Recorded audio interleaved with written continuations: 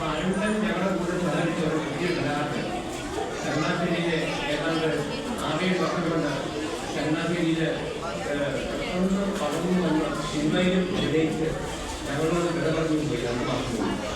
അപ്പോൾ അദ്ദേഹത്തിൻ്റെ കോട്ടായി പഠിപ്പിച്ചിട്ടുണ്ട്. അദ്ദേഹത്തിൻ്റെ മകൾ ആതിര എത്തിയിട്ടുണ്ട്. അദ്ദേഹത്തിൻ്റെ അനിയൻ എത്തിയിട്ടുണ്ട്. പിന്നെ ഞങ്ങളുടെ എല്ലാ സംഘടനകളും ആൾക്കാരെല്ലാം ഉണ്ട്. അപ്പോൾ അരവിന്ദനെ പറ്റി പറയുമ്പോഴത്തേക്കും 2 വാക്ക് പറയാതിരിക്കാൻ പറ്റില്ല. അരവിന്ദൻ ഏതാണ്ട് 6-8 വർഷം മുമ്പ് ഞങ്ങളോട് എൻ്റെ ടെലിവിഷനിലും പാർട്ടികളിലും ഞങ്ങളുടെ സുഹൃത്തായ അശോക് ശ്രീധരൻ്റെ 25ഓളം ഷോർട്ട് അഭിനയിച്ച വ്യക്തിയാണ്. ഇത്രയും നാളിനാണ് ചങ്ങനാശ്ശേരിയിൽ ഒരു കലാകാരനും 25 ടെലിവിഷനിലൊന്നും അഭിനയിച്ചിട്ടില്ല. അത് ഞങ്ങൾക്ക് അറിയാം. അതുപോലെ ഒരു കഴിവുള്ളൊരു മനുഷ്യരാണ്. പക്ഷെ ആ കഴിവ് കാണിച്ചത് പെട്ടെന്ന് പോകാനായിരുന്നു എന്നുള്ളൊരു ഓർമ്മ പോലെ ഞങ്ങൾക്ക് ഈ മെഡിക്കൽ കോളേജ് ചെല്ലുന്നവരില്ല. ഞങ്ങളോട് വന്നത് അതിൻ്റെ കാരണം പറഞ്ഞാൽ ഈ കലാകാരൻ മെഡിക്കൽ കോളേജിൽ ഞാൻ ഓപ്പറേഷനെ ഡേറ്റ് ബുക്ക് ചെയ്തിട്ട് ഒരു അമൃതാനന്ദമായി സംഘടിപ്പിച്ച ഒരു നാടകത്തിൽ അഭിനയിക്കാനായിട്ട് അവിടെ ഡോക്ടറോട് പറഞ്ഞ് 3 ദിവസം ലീവ് എടുത്തുകൊണ്ട് അവിടെ പോയി അഭിനയിച്ച് തിളങ്ങി അവർക്കെല്ലാം വലിയ സംവിധായകങ്ങളിൽ വലിയ ഇതായിട്ട് അവർ കൊണ്ടുവന്നു. അങ്ങനെ പിന്നെ ആ ഓപ്പറേഷന് വേണ്ടി തലേ ദിവസം എന്നോട് പറഞ്ഞേച്ച് പോയി. അവിടെ ഞാൻ പോവാം ഓപ്പറേഷൻ തലേ ദിവസം പോകുന്നതിന് അന്ന് 4 മണിക്ക്. പിന്നെ ഞങ്ങൾ കണ്ടത് പുള്ളിയുടെ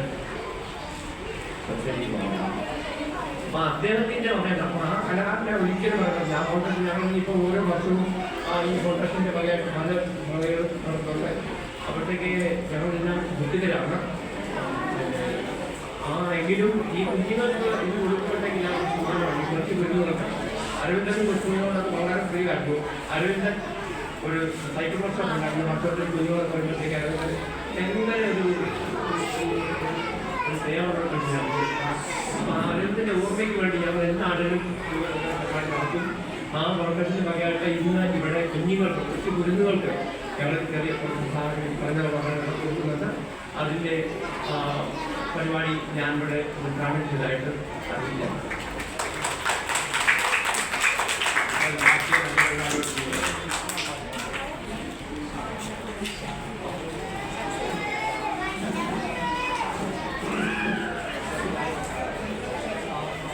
ഈ സംഘടനയുടെ ഭാരവാഹിയായ നിഷ പായ്പാടിനെ 2 വാക്ക് സംസാരിക്കുന്നതിനായി ക്ഷണിക്കുന്നു.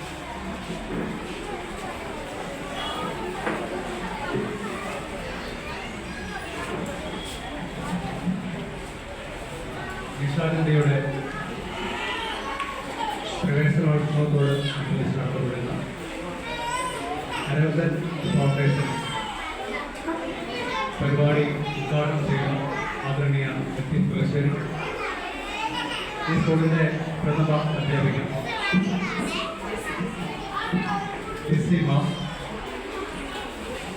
അരവിന്ദൻ എന്ന് പറയുന്ന അതുല്യ പ്രതിഭയാക്കിയ ശ്രീ അശോക് ശ്രീധർ, ശ്രീ സുനിൽ പെരുമാൾ, ഇവിടെ സന്നദ്ധരായിരിക്കുന്ന പ്രിയപ്പെട്ട കൊച്ചുകൂട്ടുകാരെ, മാതാപിതാക്കൾ,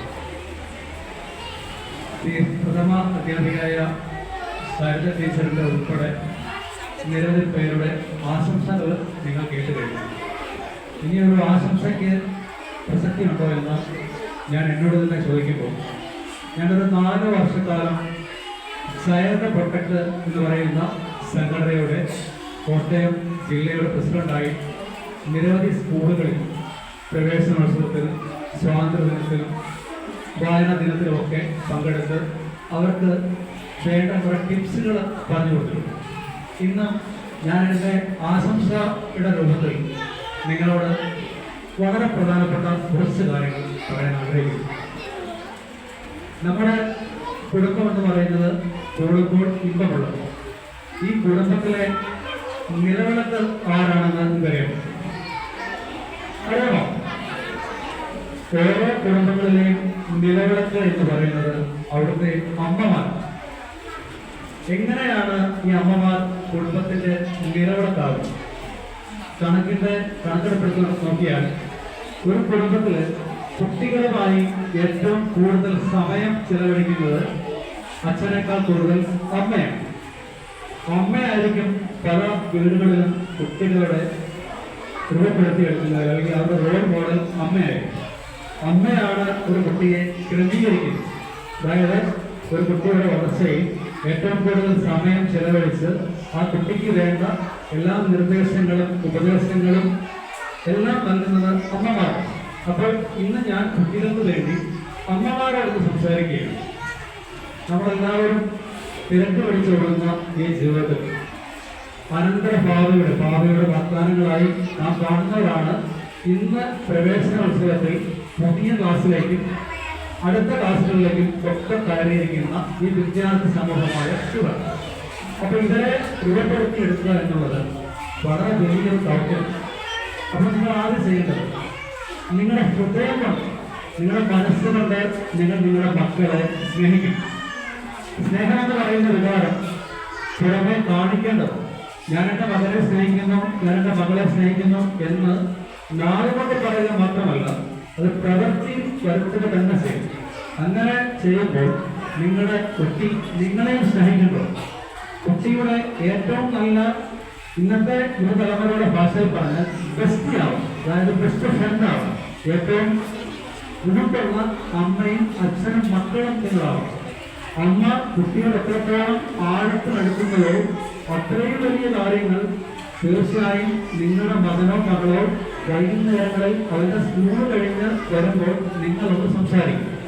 തൊട്ടടുത്തുള്ള ചേച്ചിയുമായോ ചേട്ടനുമായോ നിങ്ങൾ സംസാരിച്ചുകൊണ്ടിരിക്കുമ്പോൾ നിങ്ങളുടെ കുട്ടി നിങ്ങളെ വിളിച്ചാൽ നിങ്ങൾ പ്രാധാന്യം നൽകേണ്ടത് നിങ്ങളെ ആ സംസാരത്തിനല്ല, മറിച്ച് നിങ്ങളുടെ മകനോ മകളോ എന്താണ് പറയാൻ പോകുന്നത്, അവൻ പറയുന്ന കാര്യം അവന്റെ തലത്തിൽ നിന്ന് ചിന്തിക്കുമ്പോൾ വലിയ കാര്യമാണ്. നമ്മുടെ പ്രായത്തിൽ നിന്ന് നോക്കുമ്പോൾ അത് ചെറിയ കാര്യമാണ്. എന്നാൽ കുട്ടിയെ പരിഗണിക്കേണ്ട മാതാപിതാക്കൾ അവൻ എന്ത് പറയണം എന്നുള്ളത് വളരെ ശ്രദ്ധാപൂർവം കേൾക്കും. ഇന്ന് മുതൽ നിങ്ങൾ അമ്മമാർ നിങ്ങളുടെ സമയത്തെ ക്രമീകരിക്കും. നിങ്ങളുടെ സമയത്തെ ക്രമീകരിക്കുക എന്ന് പറയുമ്പോൾ ഒരുപക്ഷെ നിങ്ങൾ കരുതും ഞങ്ങൾ രാവിലെ എത്തിക്കുന്നതാണ്, വീട്ടിലെ എല്ലാ കാര്യങ്ങളും ചെയ്യുന്നുണ്ട്, അതല്ല ഞാൻ ഉദ്ദേശിച്ചത്. നിങ്ങൾ മൊബൈൽ ഫോൺ നോക്കുന്നവരാണെങ്കിൽ ആ സമയം കുട്ടികൾ ഉറങ്ങിയതിനു ശേഷമാണ്. നിങ്ങളുടെ കുട്ടികളുടെ മുമ്പിൽ വെച്ച് നിങ്ങൾ മൊബൈൽ ഫോൺ നോക്കുമ്പോൾ കുട്ടിയുടെ പഠനത്തിലുള്ള ശ്രദ്ധ മാറിപ്പോകും. അവരെ ആകർഷിക്കുന്നതെന്തും മാത്രമേ അവരുടെ തലച്ചോറിലേക്ക് വരികയും. അപ്പോൾ നിങ്ങൾ നിങ്ങളുടെ സമയം കുട്ടികൾ ഉറങ്ങിയതിനു ശേഷം മൊബൈൽ ഫോൺ നോക്കുക. അവരെ സ്കൂളിൽ വിട്ടതിന് ശേഷം ആഹാരമെല്ലാം ഉണ്ടാക്കിയതിനു ശേഷം തലേ ദിവസത്തെ രാത്രിയിലെ TV സീരിയൽ പിറ്റേ ദിവസം റീടെലികാസ്റ്റുണ്ട്. അപ്പോൾ ഇത് കാണും.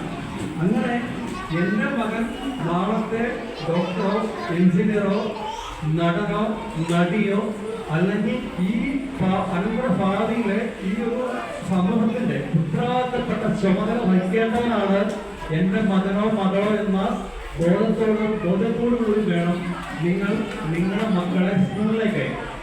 നിങ്ങളുടെ കാര്യം മനസ്സിലാക്കും. ഇന്നിവിടെ വന്നിരിക്കുന്ന അധ്യാപകർ ബഹുഭൂരിപക്ഷവും അവരുടെ സ്വകാര്യതകളെ മാറ്റിവെച്ചുകൊണ്ട് അവരുടെ ജീവിതത്തിൽ അവരുടെ സന്തോഷവും സങ്കടവും അങ്ങനെ ഒരു മനുഷ്യനുണ്ടാകുന്ന വൈകാരികപരമായ പല തലങ്ങളെയും മാറ്റിവെച്ച് പുഞ്ചിരിക്കുന്ന മുഖത്തോടുകൂടിയാണ് ഇവിടെ ഓരോ അധ്യാപകരും ക്ലാസ് എടുക്കാൻ വരുന്നത്. നിങ്ങളുടെ മകനോടും മകളോടും അവരുടെ വിഷമതകളെ മാറ്റിവെച്ചുകൊണ്ട് പുഞ്ചിരിക്കുന്ന മുഖത്തോടുകൂടി നിങ്ങളുടെ മക്കളെ അവർ ആത്മാർത്ഥമായി പഠിപ്പിക്കുമ്പോൾ അതിന്റെ ബാക്കി ആണ് ഞങ്ങളെന്ന് ധരിക്കാതെ നിങ്ങൾ എൻ്റെ മകനെ നന്നായി പഠിക്കാൻ, എൻ്റെ മകൻ നന്നായി പഠിക്കാൻ ഉത്തരവാദിത്തപ്പെട്ടവർ ഞങ്ങൾ തന്നെയാണെന്നുള്ള ബോധത്തോടുകൂടി സ്വാർത്ഥത വെടിഞ്ഞ് നിങ്ങൾക്ക് വേണ്ടി നിങ്ങളുടെ മക്കൾക്ക് വേണ്ടി ജീവിക്കുന്ന നല്ല മാതാപിതാക്കളായി മാറാൻ ഇന്നലെ മനസ്സുകൊണ്ട് തിരഞ്ഞെടുക്കും. അങ്ങനെ തിരഞ്ഞെടുക്കുന്ന ഒരു കുടുംബത്തിന് മാത്രമേ നല്ല ഒരു ഫലമുണ്ടാകുള്ളൂ. മലയാളത്തിൽ ചില പ്രയോഗങ്ങളുണ്ട്. നമ്മൾ വാഴ എന്നത് ചില സമയത്ത് ദേഷ്യം വരുമ്പോൾ ഈ മാതാപിതാക്കൾ പലരും ചിന്തിക്കും വാഴ ഇവന്റെ സ്ഥാനത്ത് വാഴ എന്നൊരു ഉദാഹരണം ചിന്തിക്കും. സത്യത്തിൽ ആഴത്തിനെ കുറിച്ച് ചിന്തിച്ചു നോക്കി വാഴ നൽകുന്നത് എന്താണ്? ഫലം. ഒരു ഏതൊക്കെയാണെങ്കിൽ അതിനകത്ത് ഏത്തക്കല്ല്, മുപ്പതാണെങ്കിലോ പൂക്കല്ല്. അപ്പോൾ ഒരു കുട്ടിയെ രൂപപ്പെടുത്തിയെടുക്കുമ്പോൾ അവനിലൂടെ നല്ല ഫലം കിട്ടണമെന്നുണ്ടെങ്കിൽ നമ്മൾ അധ്വാനിച്ചേ പറ്റും. അത് നമ്മുടെ ശരീരം കൊണ്ടുള്ള